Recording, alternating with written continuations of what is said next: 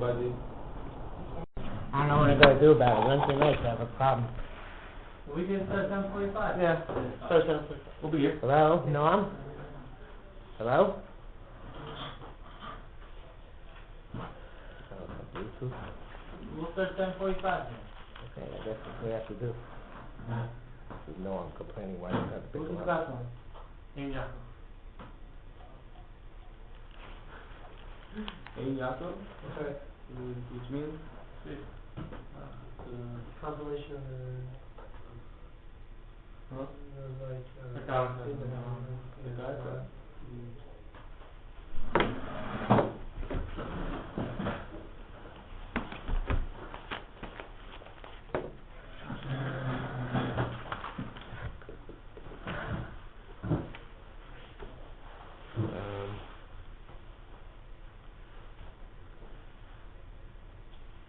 So there are 2 pages here. This is 1 page.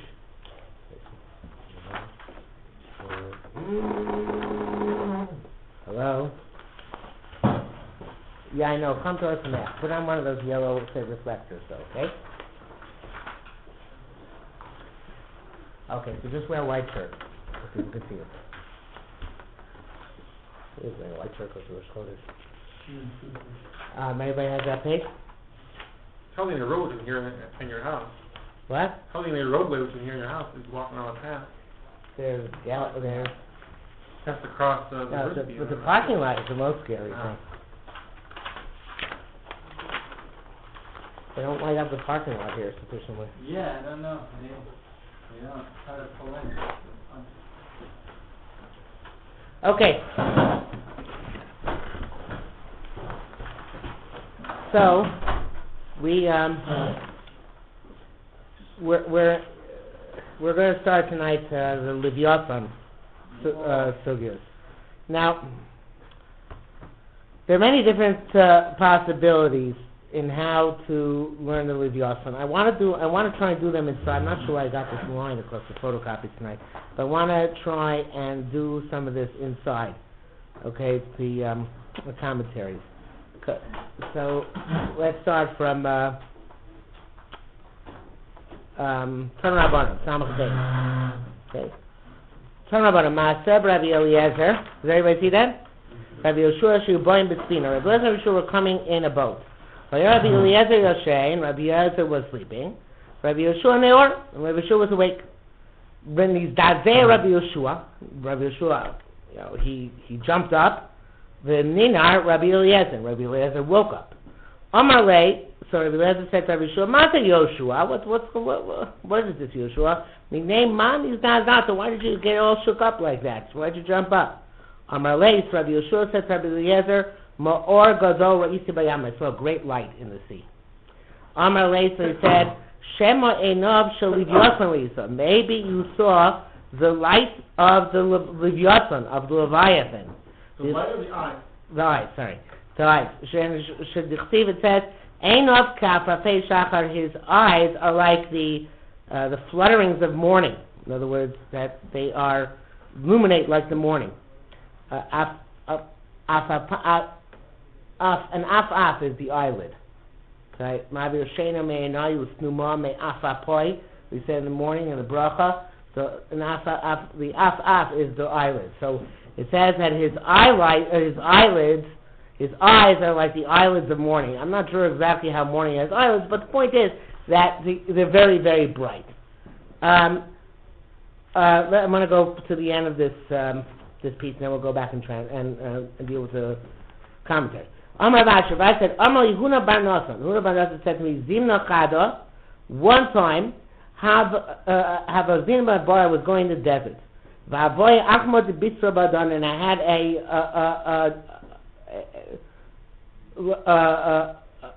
a piece of meat, large piece of meat, which is from the thigh of the animal. Okay, the animal's thigh. So, Pasachna, we opened it. And we removed the Gid Hanashi. You know, in the thigh of an animal, you have the sciatic nerve, which must be removed. And that's why Jews can't have real filet mignon.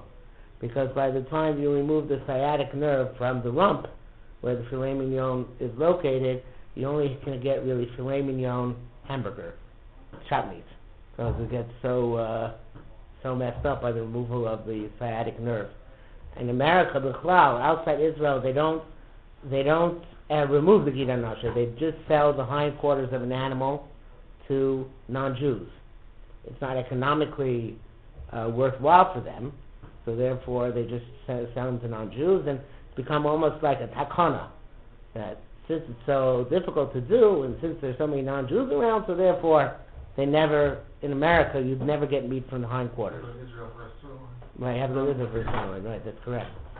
Yeah. No, you're saying in Israel they... In Israel, they do the hindquarters. Who is it? Well, they can sell it. Yeah, Oh. Here they can sell it. Fine, not supposed to do it. right. So the point is that if you don't, you have to remove not just the nerve itself, but there's all sorts of things, goes out, and there are all sorts of smaller nerves. They also have to remove the veins too, but all sorts of smaller nerves which come off the main nerve, which they remove as well. Anyway, so it's a big deal. So they did this. Nakirna, we removed the Gida Noshe. Vanachno Aispe, we put it on grass in order to keep it till we got some wood to cook it. So we put it on the grass. Adamaisina Tive, by the time we bought wood in order to cook it, Cholam Atma, the thigh had become reclosed again. Not that the Gida Nosha went back, but the thigh had become healed, as if this was a wound which healed. This grass had this remarkable property of healing this wound. So, Kihachan Lebesar traced the Yarchei Shata when he came back 12 months later to visit.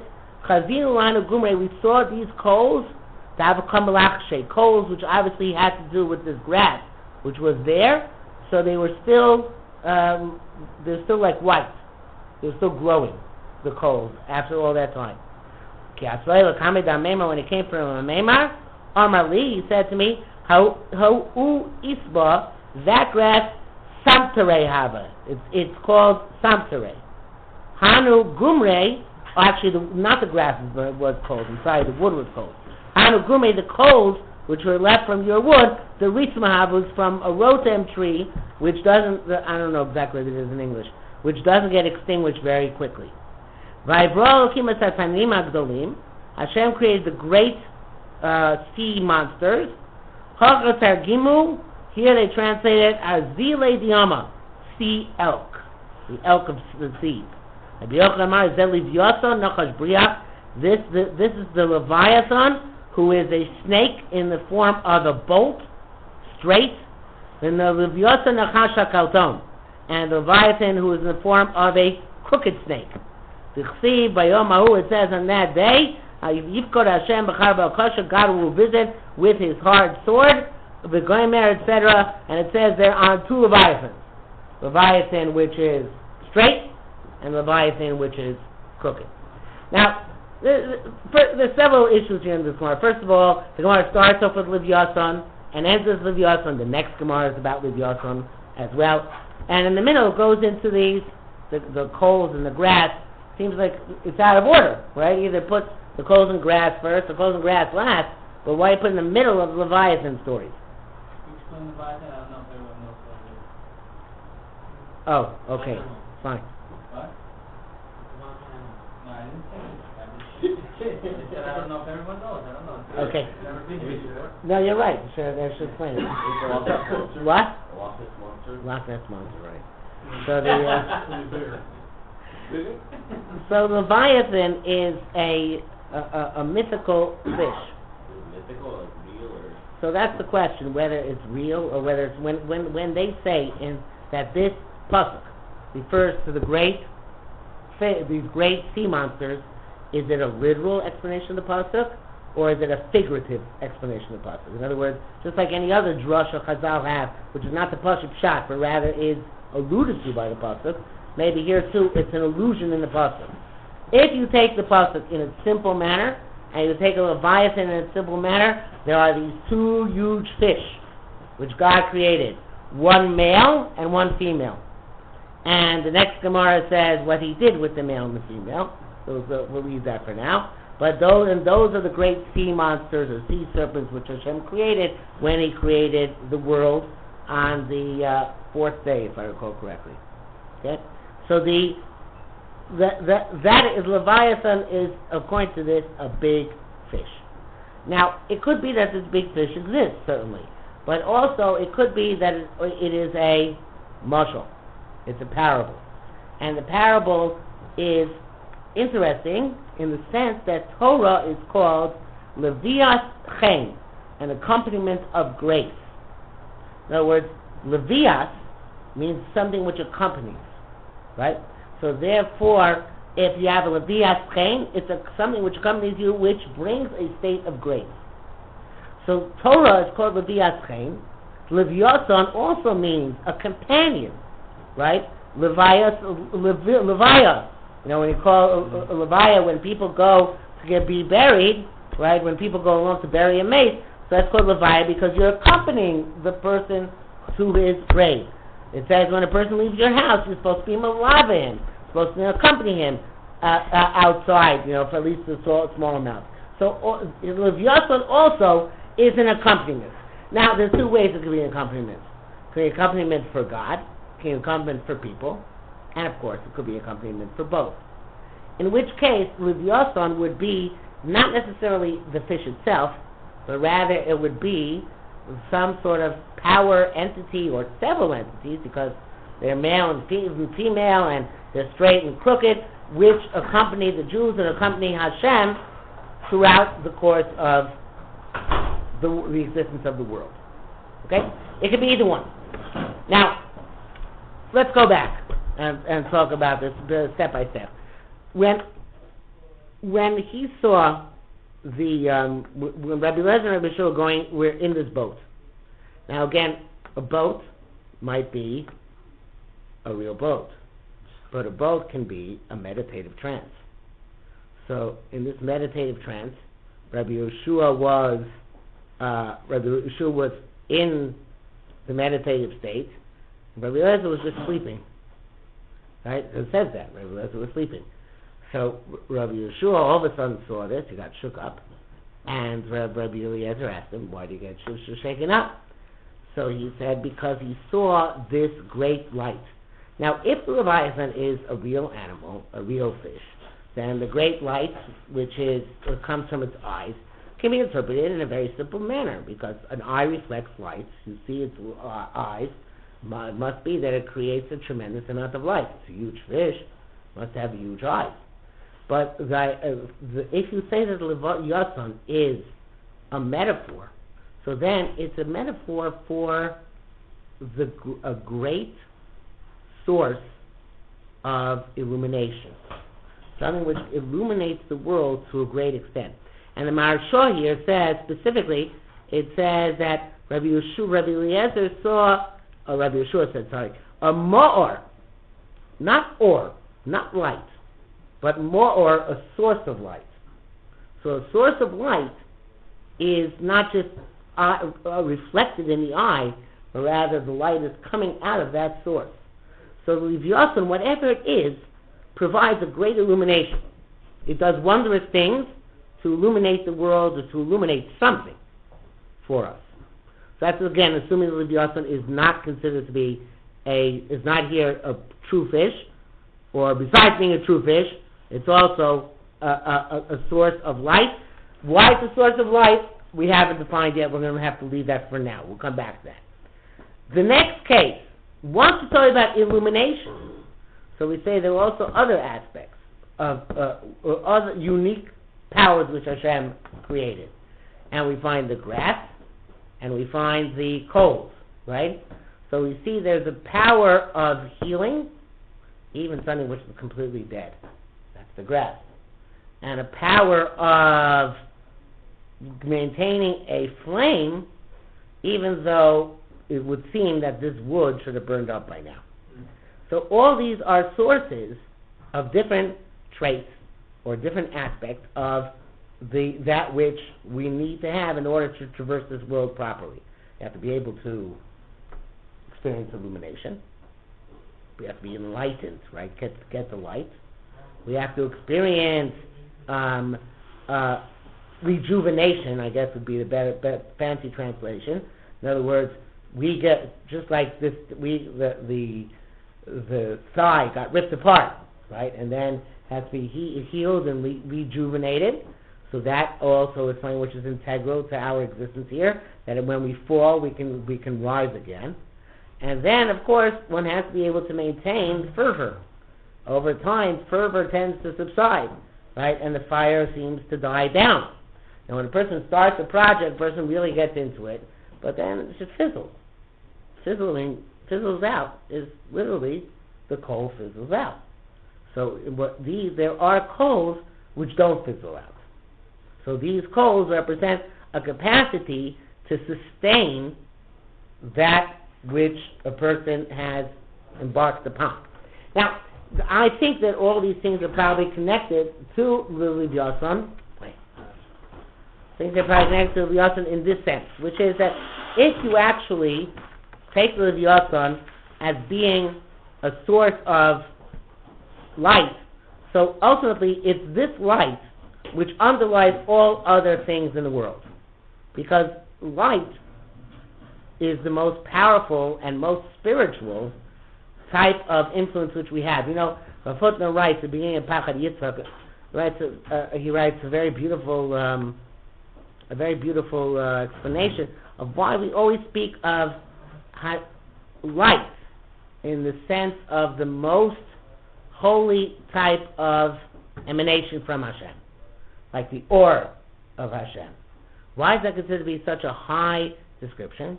He says because light is the most ethereal substance we have in this world. Literally ethereal. It travels through the air, right? It's a wave, it's a particle. So light represents the ultimate level of something which is divine and spiritual as it exists in this world. So therefore, the light underlies both the power to heal and also the power to sustain over time the excitement and fervor one has to have. But there are two Leviathans. There's a straight Leviathan, and then there's a crooked Leviathan. Right? Straight and crooked. Straight is like... No, I understand. Right. So what are the two things? The straight and the crooked Leviathan. So I want you to take a look on the next page. On the next page, where is it now?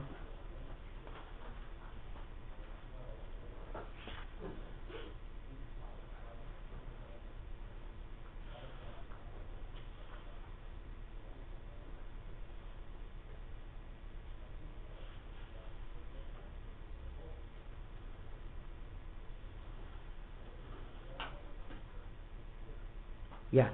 If you take a look, the Omar HaKosev, you see the column which says Omar HaKosev?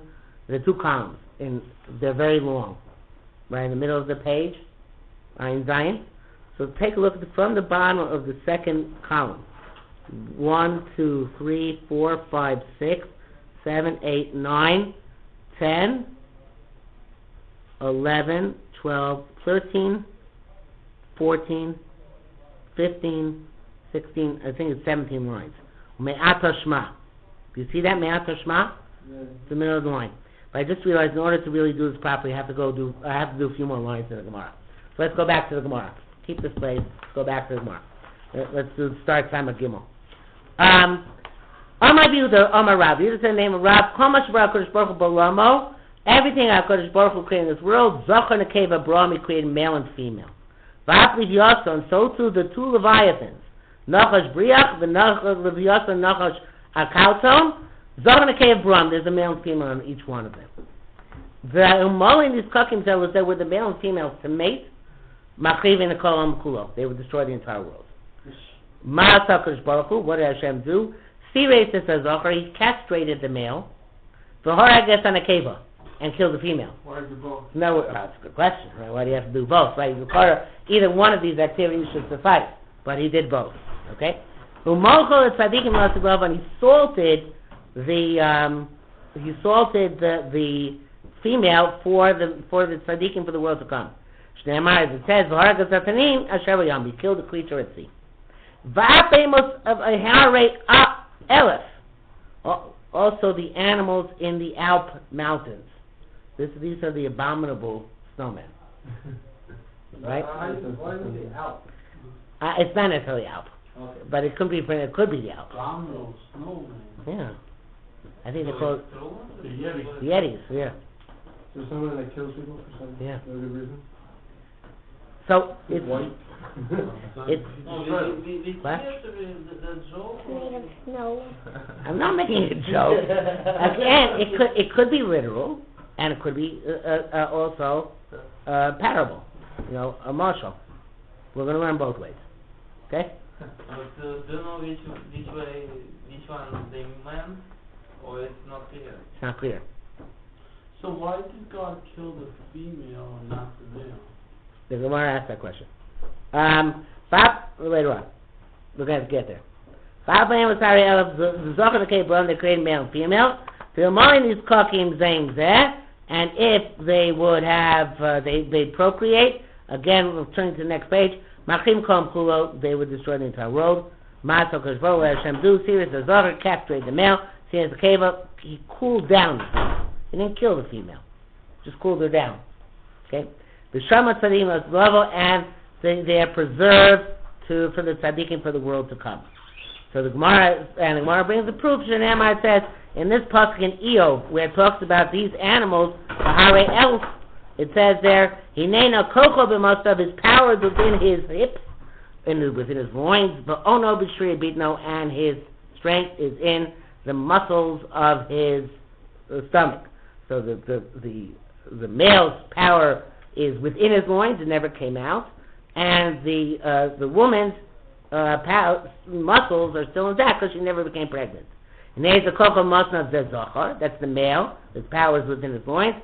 Va'ono b'shri bitno, and his strength is within the muscles of his stomach.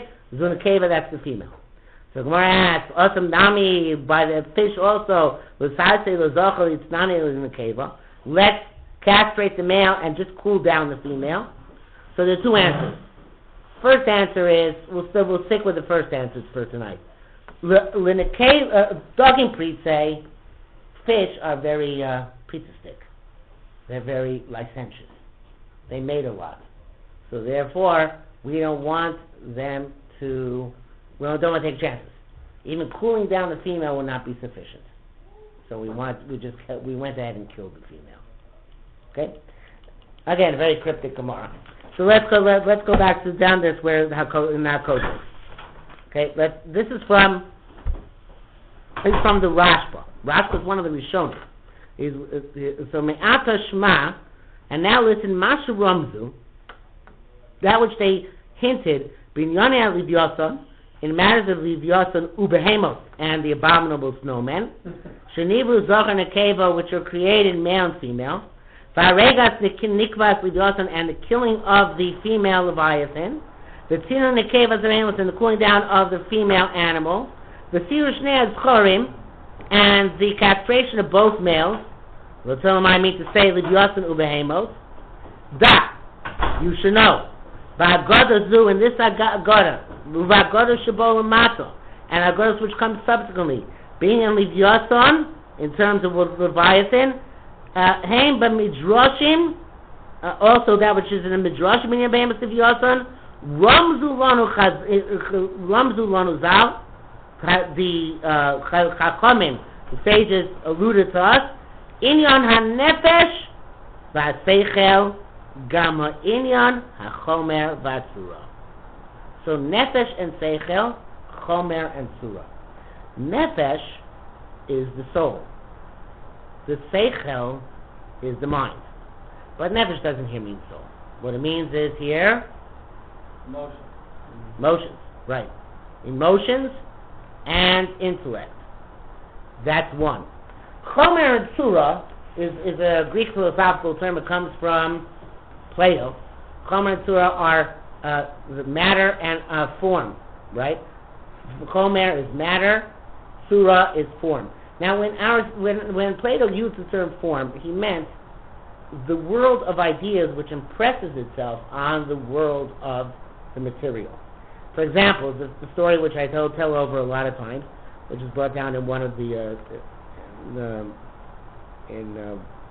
Sefer Mefanech Spunos, which I threw the Rogat Shover. So that's in that Sefer, in that story, he says that Plato was probably some of you have heard the story from me. Plato was once walking down the street with his students, and they saw a horse in the street.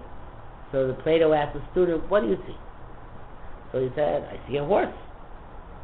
So Plato said, "You're never going to be a philosopher. Might as well just go home, pack up your bags and go home."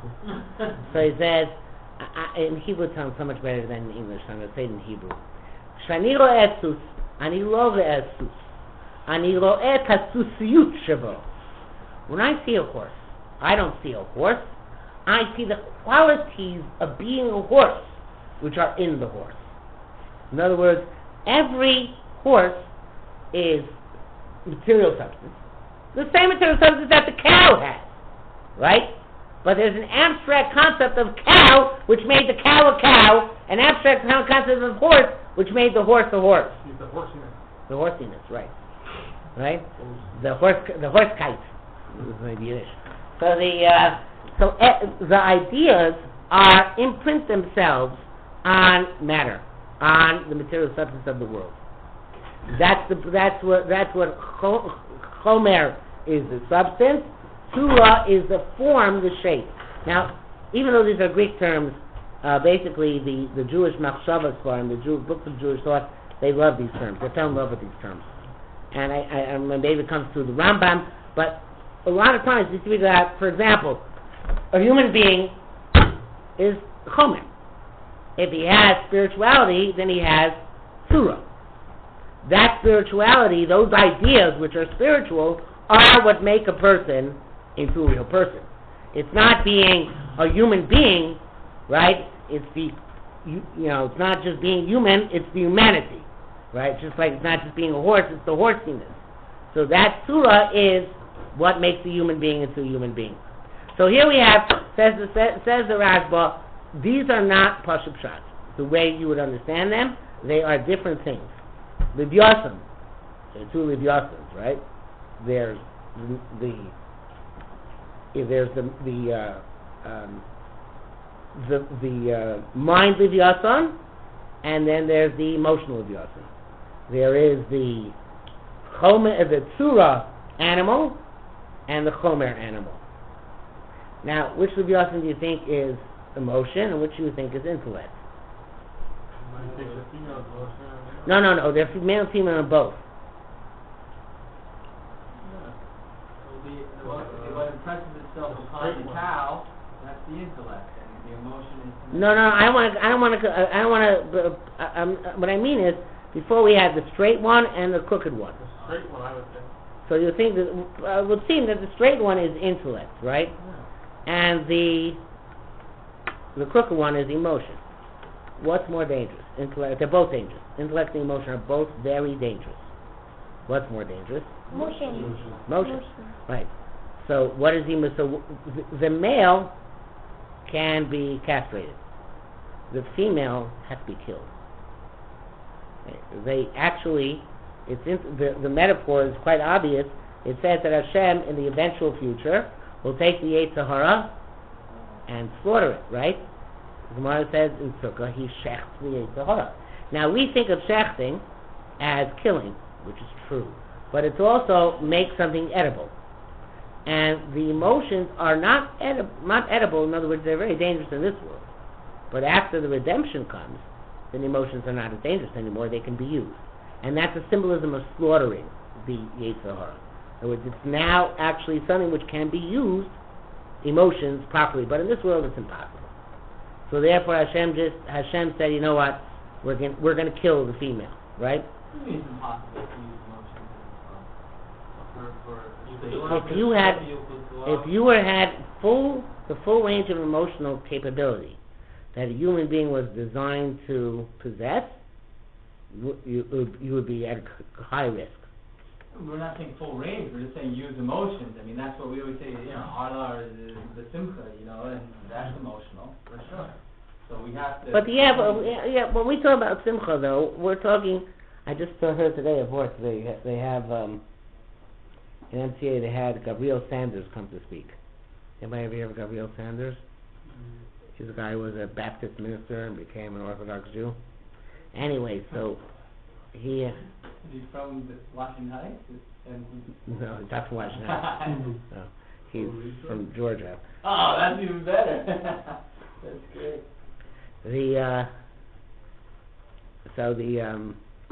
So he said that the Sfarim say, I never heard this before, he said that the Sfarim say, Mishnich Nasad and Marbi Besimcha. Besimcha is the same letters as Machshava. Besimcha means Machshava, which is thoughtfulness. It's the same letters. Besimcha, with the base, is the same letters reshuffled as Machshava.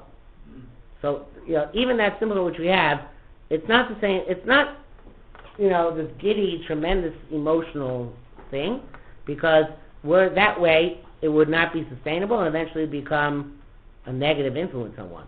So these things, certainly the emotions are much more dangerous, and they have to be carefully, they have to be put away. Lamaisa, as I'm speaking, I realize I made a mistake before. That I think, although I'm not sure the Rashi was saying this, but I think it's easier to learn the Gemara if you say that the male Leviathan is the straight one. They're not two Leviathans. There's the male one, which is the straight one, and the female one, which is the crooked one. So before I was saying that the male and female in both, but now I'm thinking the way I recall from the way I learned it last time around was that no, the male is straight and the female is crooked. And that's also symbolic, because if you follow your intellect, then you're likely to go much more likely to go on a straight path. If you follow emotion, you're much more likely to go crooked. Now, one second, before I let you ask a question, I want to stress something here, which is very important, which is, emotions are not bad things, right? That's really what Ian was asserting a few moments ago. Emotions are not bad things; they're dangerous things. Okay, intrinsically, emotion is good, right? All emotions have a positive purpose, except maybe anger. But all emotions have a positive purpose. But they are dangerous. They're risky things. So is intellect. Your intellect could be crooked too. True, but intellect is less, because if usually a person who thinks distorted, it's not because his intellect in and of itself is distorted, but because his emotion distorts his intellect. Right. If you had somebody who was a purely objective intellect, our assumption is that he would, on his own, be able to come to the truth of Torah and mitzvot. Well, I just don't understand why we have to kill the woman, or you said we don't have to kill her, we just have to let her freeze or something, or be cold? Yeah, that's what they did with the abominable snow women. Oh wait, why are we killing them? I'm sorry. To prevent their procreation. These are bad women. No, not intrinsically bad. Not like you women. Not We're talking about the snowmen that are women. No. Two levels. Oh. There's Leviathan, male and female, Mm-hmm. and Snowman, male and female. Both of the males he castrated. Both of the female of the Leviathan he killed. The female of the abominable snowman, that he just cooled down. Yeah, why did he kill the first woman? So one answer which we saw, the only answer we saw so far, is because fish are more licentious than animals. Leviathan is a fish. You mentioned again. Oh, no, Yeah. right. It's a kind of like very big fish. Yeah, like a whale, super whale. two quick questions. Yeah. With feelings, is feelings dangerous because, like, if I have feelings, let's say I feel that chicha should be green, so I'm going to wear green chicha because that's what I feel. Is that right? Halachically, no. It has to be white. Is that why feelings is dangerous, or? That's a good example. Another good example is that if I feel that I feel impatient with other people, I emotionally become impatient with other people, I'm going to treat them in a not nice way, right? Also, There- with intellect, the reason why I wanted this, because I see intellect as very dangerous. It could be dangerous, but then I'm just asking you as a question. Wait, I didn't, Are you bleeding? what's so funny? What do you have there? What? Click. Quick. Oh. Chocolate. Um, Okay. Yeah. the Right. thing is with intellect, the problem is that, like, the Nazis said that there's nothing wrong with killing Jews. And the reason is because they're just like animals. So it was intellect that said, oh, 6 million Jews could go, because what's wrong with it? They're animals, like cows. They were convinced by, Hitler's emotional Yeah. reason. He was so angry at the Jews and angry at the West for, World War II, Intellect World War I. intellect can be dangerous, but it's not as dangerous as emotion. No, So it's you don't fear think and that anger. you agree with, More emotion. that was emotion? Yeah. They were one, they're poor. It all came from fear and anger and desperation, not from intellect. Question about, women. There are people who use abuse their intellect, and there are people who are just plain dumb. But a person is highly intellectual and objective, so then he should ideally be a good person. Yeah. The women, we say, I've heard before at least, that women have less, they're obligated in less mitzvahs because they're at a higher spiritual level. Is there validity to that comment, or have you heard that before? Is it typically kind of the same with all? Yes, I think there's validity to it. And I mean, what's the reason for that? what do you mean? Because I think because their emotions are not as what's the word it was? Stable? They're more stable, right? What's the opposite? Volatile. They're not as volatile as male emotions. Okay. But my question then is, with an Eved Kanani, he has the same obligation as women. So I don't understand that logic. How does that reconcile? We don't expect an Nebuchadnezzar to control his emotions. We don't expect an Eved Kanani to control his emotions. No. Kanani is a bottomless woman? What? Nebuchadnezzar is a non-Jewish slave. That's why he has no concept of marriage. He can just, free love goes for... 60s came a little they're earlier. all slaves. Right. So there is, I think that we don't expect of them to actually control themselves. Why? Perhaps they're not capable of doing so because they are slaves. Right. Okay? So that has to do with, and that's why if you free a slave, it's so wrong to free a slave? Yeah, because the slaves have negative traits to them. Oh, It's better to be the slave than to be a complete non-Jew. But yeah, slaves have negative traits. You're not supposed to, therefore not supposed to release them. Unless there's an overriding reason to do so. Can you But convert a slave? what if What? Could you convert a slave to Judaism? No. Can you? Yeah. You're not supposed to do so unless there's an overriding reason of some sort. Yeah. why when you free up non-Jewish slave, it automatically become Jew?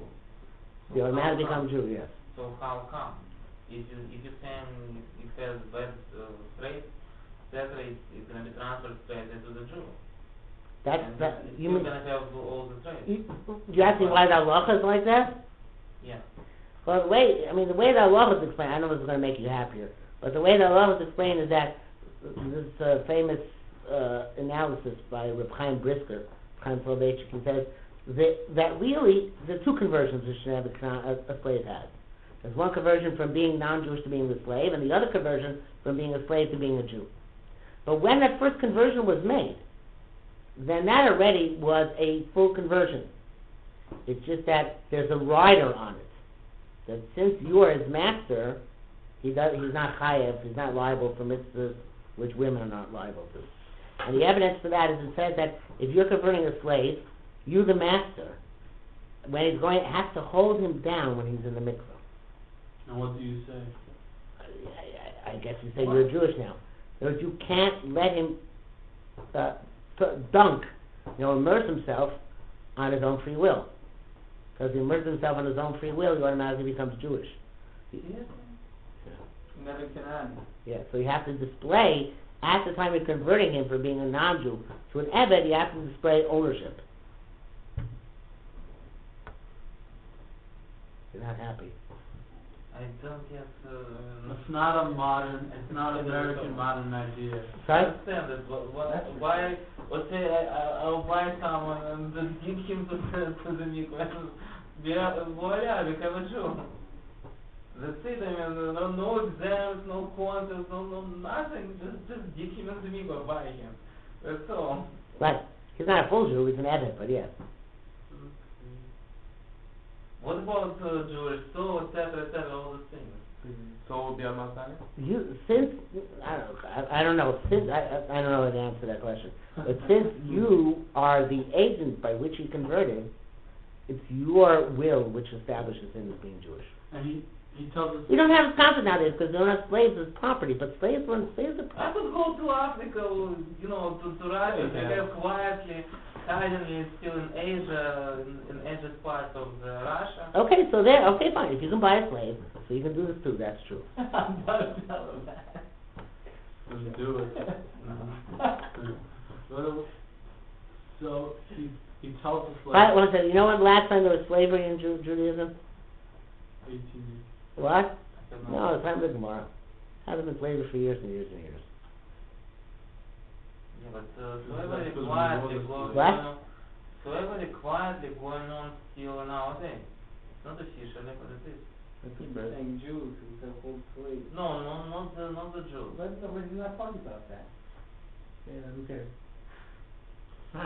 So when he goes to mikveh, he tells the slave, I'm going to hold you down, don't worry about it, just for 2 minutes, and then you're going to come up. He tells her that, or he...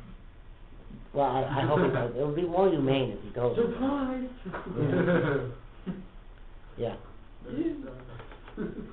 By the way, I have to digress here for a moment. Obviously, I'm not going to finish the Leviathan tonight, so it doesn't matter that much. But Lamaisa, a lot of people, a lot of Jewish sources, like Shamshpol Hirsch or Rav Kook or other people like that, will tell you that slavery was an institution which was not meant to exist. It was just that the time was not right to eliminate it. Slavery can only be realistically eliminated after the Industrial Revolution. We still had South Africa until maybe 20 years ago. Well, they weren't slaves. That was different shoots. That was a different thing. But yeah, that's a similar. In other words, basically, just like America has to have illegal immigrants, right? So it's absurd to think of America without illegal immigrants, because who else is going to mow your lawn? You're not getting anybody's vote now. Right. What? You're not getting any votes now. But that's the reality. All these illegal immigrants, they do the jobs which Americans don't want to do. Right. So the same thing prior to machinery, before there were machines, they had to have slaves.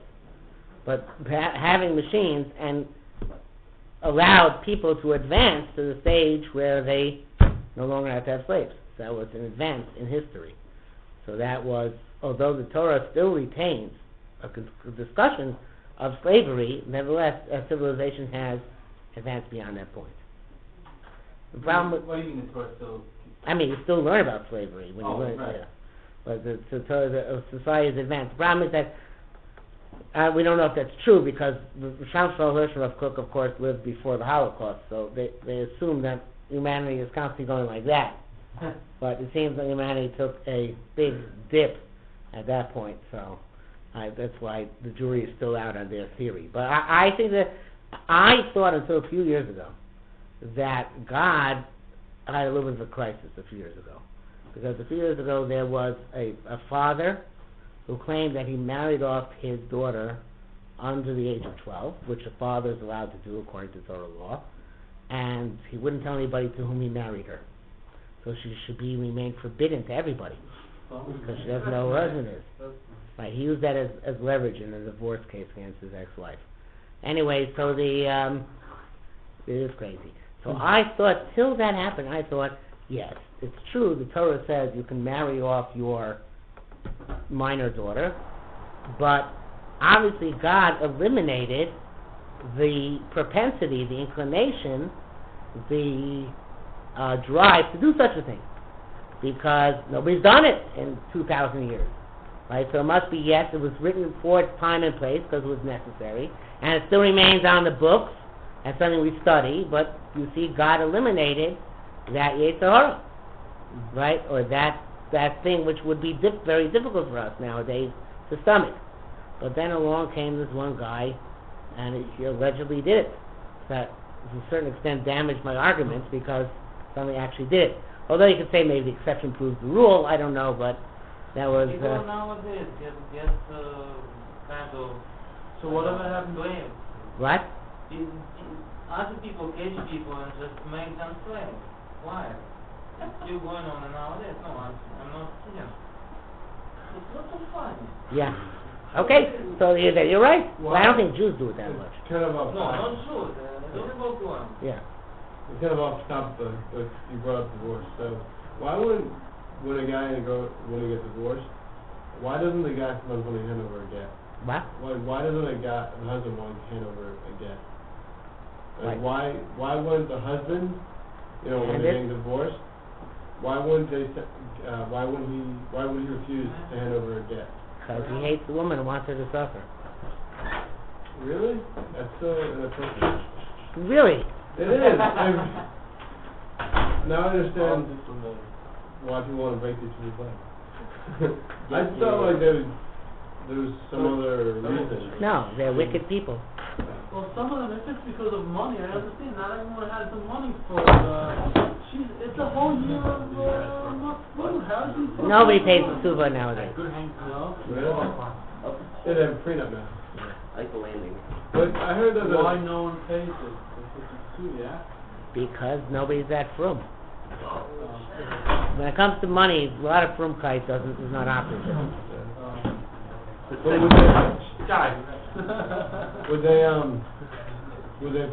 they had a prenup, is it against Jewish law to get a prenup? No, it's not against Jewish law. So you'd have to follow that though, right? An agreement which they made about how to divide up property in case of divorce. Okay, but I think we're going to have to stop here for tonight. We'll continue with Leviathan next week. I have one more question. Yeah. Was the Abominable Snowman a male? Mammal? Abominable Snowman? Yeah. I would assume so. Leviathan also is a mammal. It's a whale. Technically, Bigfoot was the male. A whale. A whale's a mammal. A whale is a fish, which is a mammal. A whale has to read how many kids can I have at one point? You're gonna have to No, not a lot. Even since they're so huge, even one or two. Wait, what it says? Now, does he mean mammals too, inclusive? Sure. Yeah. Dolphins are called with our fish because they live in the sea. A whale is considered a fish, not a Thank you, Rabbi. I'm sorry for my lateness. I had. It's okay. I got here late. I'm Daniel, by the way. I met you last year. Oh, you here? Yeah. Welcome back. Thank you. Wednesday, how many from Wednesday? Ready to get